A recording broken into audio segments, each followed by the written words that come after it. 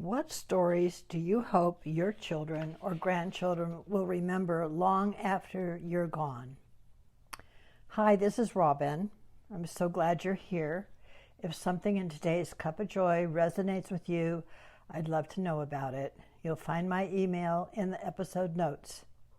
This week's Cup of Joy is called More Than Just Memories. Earlier this month, I returned from Carrollton, Texas, where I spent almost a week with a high school girlfriend. Another classmate drove from Baton Rouge to join us for the weekend. We enjoyed meals together, caught up on families, careers, and life since last seeing each other at our 60th class reunion.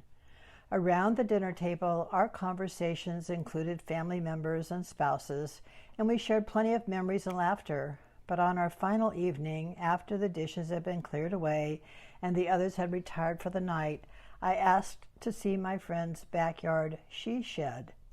What was intended to be a quick tour of her cozy outside room turned into something much more. The three of us settled into comfortable chairs and talked until 1 o'clock in the morning.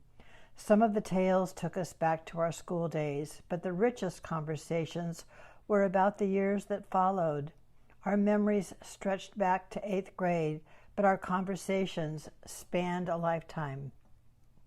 We talked about the lives we had built, the challenges we had faced and still face, the surprises we never anticipated, and the wisdom that comes from having lived long enough to learn a few things. Story after story unfolded, and we probably could have continued talking for several more hours in our little cocoon, but one of us had a long drive home the next day, and I had packing to do and a plane to catch. A few days later, during our weekly phone call, I asked my son Troy, "What stories do you remember Grandma telling us when we were all together?" Without hesitation, he recalled hearing about how she and her girlfriends made pillowcases from muslin, ran with them on the beach until they filled with air, tied them off with a rope, and used them to body surf the waves. He remembered stories about challenges she faced and how those experiences shaped her outlook on life. He also recalled how her singing to him when he was running a high fever brought blessed relief. Most of all, he remembered her unwavering faith and her often repeated and comforting quotes about trusting in the power of divine love. Years after her death, her words live on. Troy remembers them. My son John remembers them as well. During some of his most difficult circumstances, John has drawn strength from his grandma's calm conviction that all is in divine order and that somehow things will work out. Listening to my sons talk about their grandmother reminded me that what we pass down isn't limited to possessions or heirlooms. Long after the storyteller is gone, the lessons, values, and perspectives embedded within those stories continue to shape the lives of those who heard them. My mother never set out to create a legacy. She wasn't writing a memoir or preserving family history for future generations. She was simply sharing memories around the dinner table and at family gatherings. If I'm honest, there were probably times when some of us thought, "We've heard this one before." Today, I would gladly sit through every one of those stories again. What Troy remembered wasn't merely a tale about pillowcases and ocean waves. He remembered creativity, joy, healing, and resourcefulness. What John remembered wasn't simply a favorite phrase. He remembered a way of facing uncertainty with faith and trust. Her stories carried the lessons. Her stories carried her values, and her stories carried her. The conversation also brought my own grandparents to mind. My grandmother had stories too. I remember hearing about her pony and how she trained him not to leave a mess in his stall. I remember a beloved pet chicken and the day she discovered it was being served for dinner. She told me how she trained her clever dog to find hidden objects around the house. Those stories were entertaining and memorable. But as I reflected on my grandmother's life, I realized the most important ones may have been those that shaped her character. My grandparents lived through the Great Depression. Money was scarce, yet somehow they managed to buy my mother a used piano because they recognized her musical talent. My grandmother sewed school skirts from my grandfather's worn-out dress slacks. My grandfather spent his days and evenings collecting pennies from life insurance clients and carefully recording every payment in a ledger. These were stories of sacrifice, responsibility, faith, perseverance, and love expressed through action. They weren't simply about what happened, they were stories about what mattered. Looking back, I can see traces of my grandparents in my mother and traces of my mother in myself and my sons. The faith that steadied my mother became the faith that steadied her grandsons.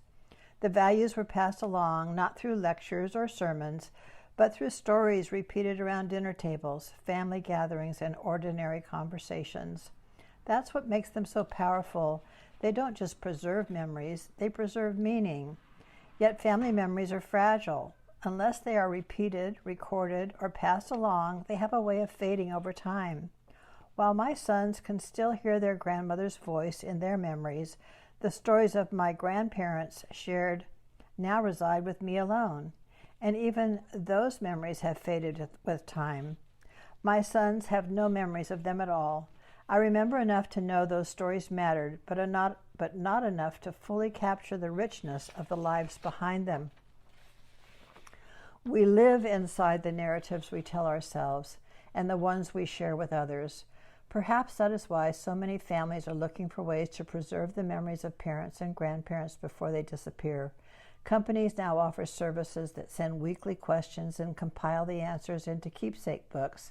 Others record a loved one's voice so future generations can hear it for years to come. We are not simply collecting memories, we are carrying them forward.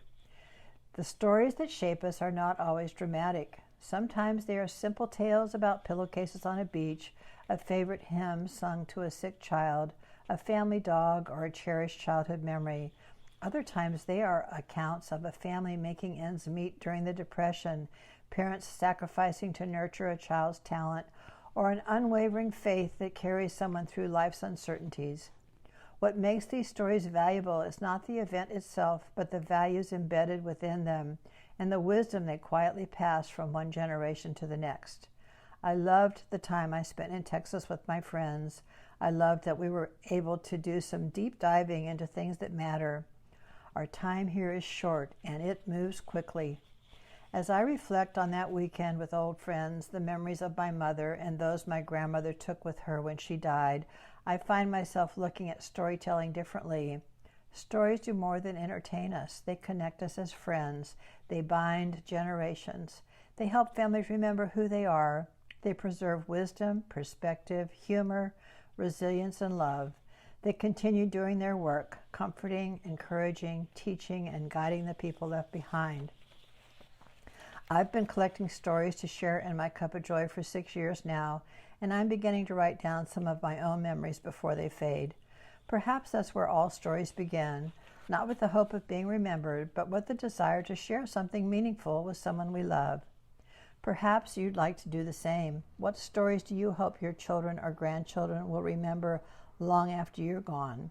What wisdom and values would you like to know you passed down to them? Until next time, here's a quote from Pericles.